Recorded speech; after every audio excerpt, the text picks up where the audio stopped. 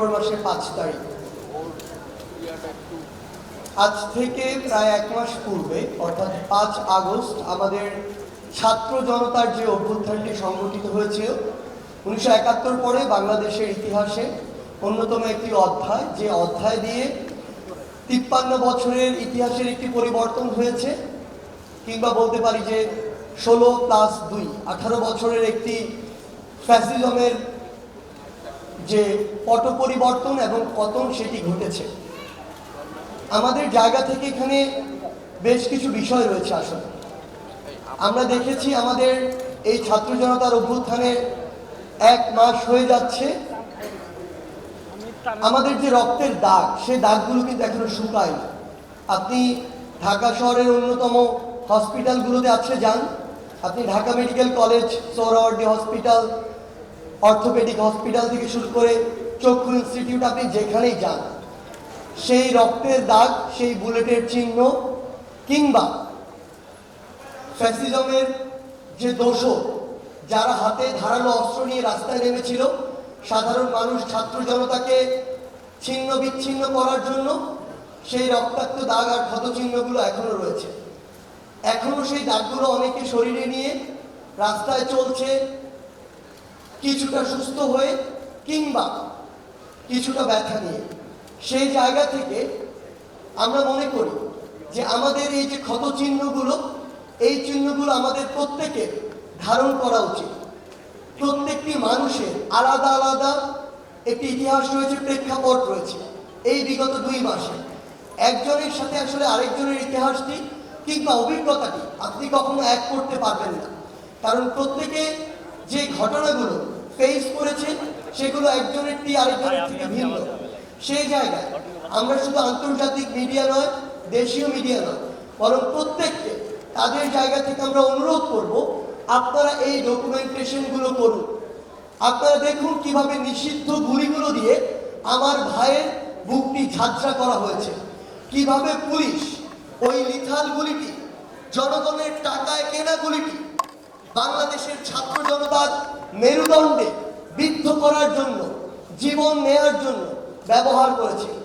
এটি অবশ্যই বাংলাদেশ যতদিন থাকবে বাংলাদেশের ইতিহাসের পাতায় এটি লেখা থাকতে হবে। এটি যদি লেখা না থাকে তাহলে পরবর্তীতে এই আওয়ামী লীগ কিংবা অন্য কোনো দল আবার একইভাবে এই ফ্যাসিজমের, এই ফ্যাসিবাদের ধারক ও বাহক হয়ে উঠবে। তাদের এটি জানা থাকা উচিত, মনে রাখা উচিত মানুষ কতটা ঘৃণা ভরে এই ফ্যাসিস্ট সরকারকে প্রত্যাখ্যান করেছিল, কত নির্লজ্জভাবে তারা যখন এই ফ্যাসিবাদটি চালিয়েছিল, মানুষ কিভাবে এই ফ্যাসিবাদের পতন ঘটিয়েছিল। আমরা চাই আপনারা এই ডকুমেন্টেশনটি করুন। আমরা ভাবছিলাম যে 5 আগস্টের পরে 1 মাস হয়ে গিয়েছে, বিভিন্ন জন বলছিল যে আমরা একটি বিজয় র্যালি করতে পারি কিনা, কিন্তু আমাদের অধিকাংশ ভাইরা, বোনেরা, ছাত্র জনতা তাদের জায়গা থেকে স্পষ্ট করে জানিয়ে দিয়েছে বিজয় র্যালি, বিজয় মিছিল করার সময় এখনো হয়নি।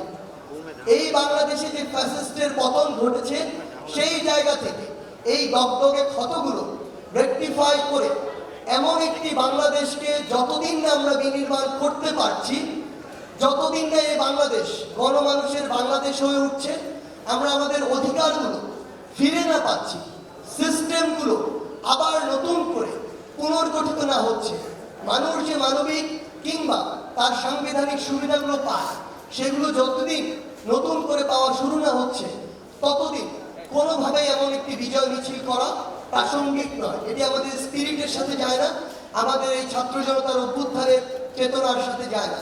সেই জায়গা থেকে আমরা এই মুহূর্তে সবচেয়ে গুরুত্বপূর্ণ মনে করি আমাদের সেই ভাই বোনদের যারা এই ফ্যাসিস্ট সরকারের পতনের জন্য, আওয়ামী লীগের এই দুর্বিষহ শাসন ও শোষণ আমলের পতনের জন্য নিজের রক্ত দিয়েছে, জীবন দিয়েছে। গুলির সামনে আবু সাইদ থেকে শুরু করে আমার হাজারো ভাই যেভাবে বুক পেতে দিয়েছে, একটা গুলি খেয়ে পরের গুলিটি আবার নিজের বুকে নেয়ার জন্য শক্তি নিয়ে দাঁড়িয়ে গিয়েছে। এখন সময় হচ্ছে আমার সেই ভাইদেরকে স্মরণ করা, ধারণ করা। সেই জায়গা থেকে আমরা মনে করি যে আগামীকালকে 5 সেপ্টেম্বর পুরো বাংলাদেশে প্রত্যেকটি জেলা, প্রত্যেকটি উপজেলা, প্রত্যেকটি ইউনিয়ন থেকে শুরু করে মহানগরের প্রত্যেকটি সেক্টর যেভাবে এক একটি যুদ্ধের সেক্টর হয়ে উঠেছিল সেই 5ই আগস্টের দিন কিংবা তার পূর্বের দিনগুলোতে, সেভাবে আগামীকালকে আবারও আমার ওই শহীদ ভাইদের স্মৃতিকে, স্পিরিটকে নিজের মধ্যে ধারণ করে আমার ওই যে আহত ভাইগুলো এখনো হাসপাতালের বিছানায় কাতরাচ্ছে, আমার যে ভাই বোনগুলো তাদের হাত হারিয়েছে, পা হারিয়েছে, চোখ হারিয়েছে, তাদেরকে স্মরণ করে তাদের স্মৃতিকে ধারণ করে আমরা আগামীকাল 5 সেপ্টেম্বর আমাদের ছাত্র জনতার অভ্যুত্থানের 1 মাস পূর্তি উপলক্ষে আমরা একটি শহীদি মার্চ করতে চাই। এই শহীদি মার্চে আমরা চাইব আমাদের যে বাবা মারা, যে ভাই বোনেরা তাদের সন্তান হারিয়েছে, তাদের ভাই বোন হারিয়েছে, বিনয়ের সাথে আমরা আপনাদের প্রতি অনুরোধ করতে চাই আপনারা আমাদের সাথে আসুন। আপনারা যে ভার নিয়ে আজকে চলছেন, হাঁটছেন, আমরা সেই ভারের সঙ্গী হতে চাই। আমরা সবসময় আপনাদের সন্তান হয়ে, ভাই বোন হয়ে আপনাদের সাথে একইভাবে চলতে চাই। সেই জায়গায় আমরা চাইব পুরো বাংলাদেশের ছাত্র জনতা আবারও তাদের প্রত্যেকের জায়গা থেকে তারা এই শহীদি মার্চে অংশগ্রহণ করবে, যেখানে আমার শহীদ ভাইদের ছবি থাকতে পারে ফেস্টুনে, আমার শহীদ ভাইরা যে চেতনা, যে স্পিরিটকে ধারণ করে নিজের জীবন দিয়েছে সেই কথাগুলো থাকতে পারে। আমরা যে ওই ফ্যাসিস্ট যে কোনো সরকার তার কোনোদিন গ্রহণ করতে প্রস্তুত নই, আমরা যে তাদেরকে ঘৃণা করে প্রত্যাখ্যান করছি, করব, সেই মেসেজগুলো থাকতে পারে। আমরা অন্তর্বর্তীকালীন সরকারের কাছে কি চাই সেই বার্তাগুলো থাকতে পারে। আমরা কেমন বাংলাদেশ চাই সেই কথাগুলো থাকতে পারে। কিংবা আইন শৃঙ্খলা রক্ষাকারী বাহিনী থেকে শুরু করে ইভেনিং বৈষম্য বিরোধী ছাত্র আন্দোলনের কাছে আগামীতে আমরা কি চাই, কিভাবে নতুন একটি আমরা পলিটিক্যাল সেটেলমেন্ট চাই, আমরা কোন পথে যেতে পারি, আপনার সেই ভাবনাগুলো, সেই চিন্তাগুলো থাকতে পারে, আপনার সেই প্রশ্নগুলো থাকতে পারে। আমরা ব্যানারে, ফেস্টুনে, প্লেকার্ডে সেই জিনিসগুলো দেখতে পাই এবং দেখতে চাই। এবং আমরা আমাদের ছোট ভাই বোনেরা যারা রয়েছেন কিংবা যারা বড়রা রয়েছেন, যারা ছবি আঁকেন, ছবি এঁকে নিজের মনের ভাব প্রকাশ করেন, আমরা সেগুলো দেখতে চাই। অর্থাৎ আপনার নিজের জায়গা থেকে যেভাবে যা কিছু করে মনে হয় যে আপনি শহীদি মার্চে নিজের অংশগ্রহণকে আরো বেশি স্পষ্ট করতে চান এবং এটি সমৃদ্ধ করতে চান, সেই স্বতঃস্ফূর্ত অংশগ্রহণ আমরা আপনাদের কাছে চাই আগামীকালকের এই শহীদি মার্চে। আমরা যদি আমাদের ঢাকার রূপটি বলি, তার পূর্বে একটি জিনিস বলতে চাই। 5ই আগস্ট সকাল 10টায় যখন বৃষ্টি হচ্ছিল, 11টার দিকে অ্যাপ্রক্সিমেট যখন আবার আমাদের সকল ইন্টারনেট বন্ধ করে দেওয়া হলো, কিংবা 12টার দিকে ইন্টারনেট আসার পরেও আমাদের 2টায় যখন শাহবাগে একত্রিত হওয়ার কথা ছিল, তার ঠিক 2 ঘন্টা পূর্বেও কিন্তু পুরো বাংলাদেশের ছাত্র জনতার মধ্যে এটুকু চিন্তা কাজ করছিল যে আমরা যে জন্য নিজের জীবনের রিস্ক নিয়ে শাহবাগের দিকে ছুটে যাব সেটি সফল হবে কিনা। কিন্তু তার ওই চিন্তায়, চেতনায়, স্পিরিটে, আগ্রহে কিংবা তার ওই যে মনের যে একান্ত চাওয়া যে এই ফ্যাসিবাদের পতন ঘটাতে হবে, সেই জায়গায় কিন্তু বিন্দুমাত্র কমতি ছিল না। তারপর ওই 2 ঘন্টা আগে সামান্য যদি মনের কোনো আশঙ্কাও থাকে, সেটি নিয়েও সবাই যখন নেমে পড়লো, তখনও এই ভাইরা, এই বোনেরা যারা বুক পেতে দিয়েছিল তারা কিন্তু নিশ্চিত ছিল না এই ফ্যাসিস্টের পতন হবে কিনা। কিন্তু 3 দিক থেকে, ওই উত্তরার দিক, উত্তরা বিএনএস এর দিক থেকে বলি, বসুন্ধরা, রামপুরা, বাড্ডা, বনশ্রী, প্রগতি সরণির ওই 1 নম্বর 2 নম্বর সেক্টরের দিক থেকে বলি, কিংবা আমার এই চিটং রোড, শনিরাত্রা, যাত্রাবাড়ির এই একটি সাইড দিয়ে বলি, এই 3টি সাইড সহ পুরো ঢাকা সকল রাস্তা দিয়ে যখন এক প্রকার আবাবিল পাখির মতো লক্ষ লক্ষ মানুষ রাস্তায় নেমে আসে, তখন ওই ফ্যাসিস্ট সরকারের পতন হয়, তারা দেশ ছেড়ে পালাতে বাধ্য হয়। সেই জায়গায় আমরা বিশ্বাস করি, আমরা চাই আগামীকালকে সেইভাবে গণজোয়ার নেমে আসুক।